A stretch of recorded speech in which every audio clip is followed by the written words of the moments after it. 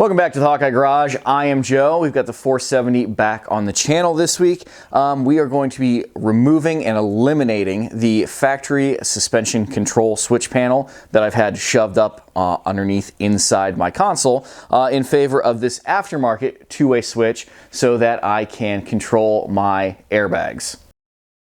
Now, why would I want to have access to this switch to control my rear airbags? Real quick, if you're not familiar with the channel, I am currently running Bilstein 5100 shocks all the way around, so I have no need for the comfort and sport adjust button knob thing for my shocks.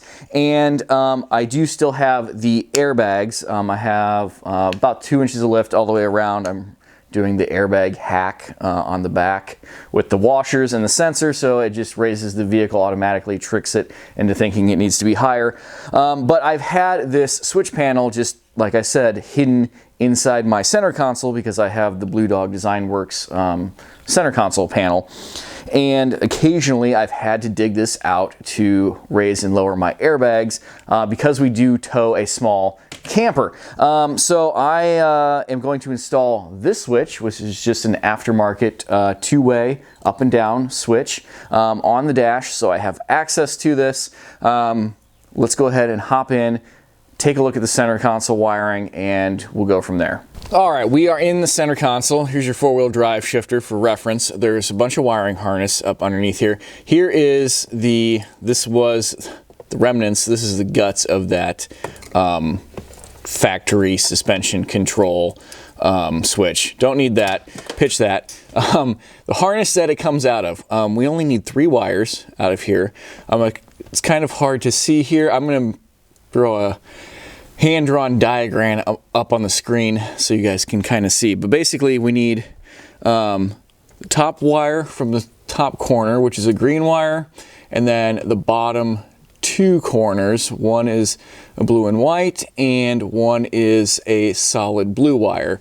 And you can see I've cut those out, and then I've spliced in my own wires, blue to blue, blue and white to white, and green to green. It's tucked up in there. And I've run that up underneath the console, up underneath the dash to right next to the steering column, next to the second start. There's a little black knockout panel. It would have been a locker switch had this been sold overseas. Thanks a lot, Toyota, for not offering that in the States. But there we have our wires poking out there.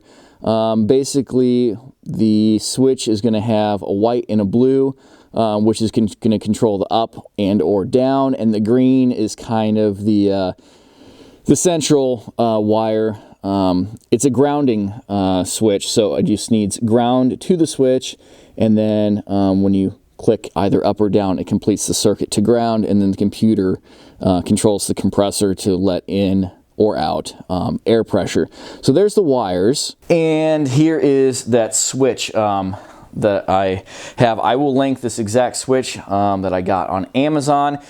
It's basically, it is a dual pole, dual throw, momentary switch is the technical term. So basically, momentary means if you click it one way or the other way, it makes momentary contact, and then it's spring-loaded and kicks back to the center. And the dual pole, dual throw basically means you can hook it up to do 2 different things on either end. I only need one thing on either end. So that green wire is going to get connected to the middle. It doesn't matter which side you do, just use all of them on one side or the other.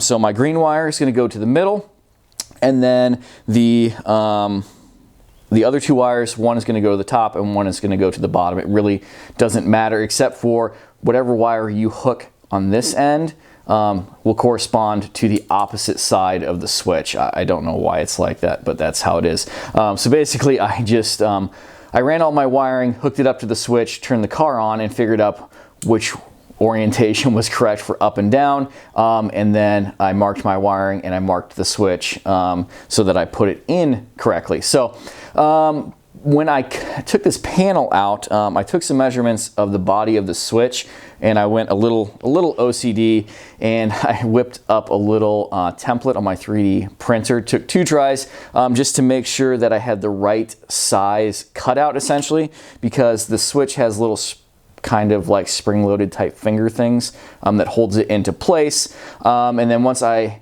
knew that this was the right size and the switch clicked in there really nicely, because this is like 2 mil thick. It's about the same thickness of this panel from the car.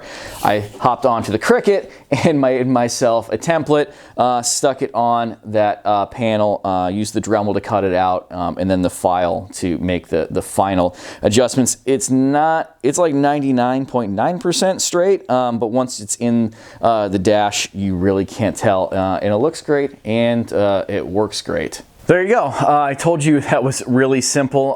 Couple things real quick. Yes, there is a million different versions of that switch out there. I just wanted really simplistic. I didn't need one that was backlit, and there are a million places that you could mount a switch in there.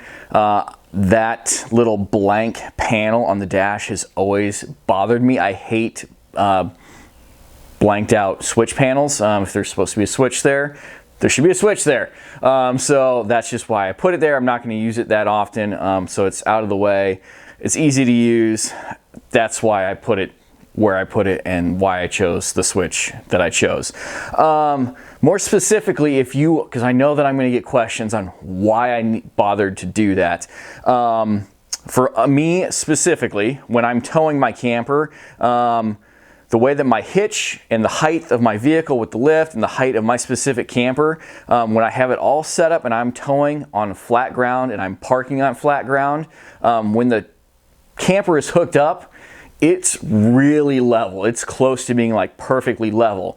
So when I have to drop the jack down, put the blocks underneath the jack because the jack is too short because I have a lifted vehicle, by the time I have to crank that tongue up off of the ball of the GX and pull out and then lower it back down, it's a lot of extra work to jack it all the way up and then jack it all the way down to get it back to being level. So this way, theoretically, at least, I can back into a spot, I can get my jack mostly set up where it needs to be while it's still hooked up to the car. I can unhook my load bearing weight distribution stuff. Theoretically, then I can just drop that air suspension and drive out from underneath the camper, because it actually drops quite a bit. If I do have to jack the camper up a little bit, it's fine, and then I don't have to, I'm not going up like 4 or 5 inches every time. Also, probably a bigger reason is where I park the camper when I'm not using it in my yard is really kind of cattywampus, and so I have to jack it up a lot and jack it down a lot to clear the hitch from the vehicle, and I usually have to like add and remove blocks. That's a really terrible way of explaining that, but it just is going to make my life a lot easier hooking up and unhooking my camper at my house and at the campground. So yeah, that's pretty much why I wanted to do it. I still had the airbags hooked up, and it kind of bothered me not having access to a switch to be able to use them. More little OCD stuff.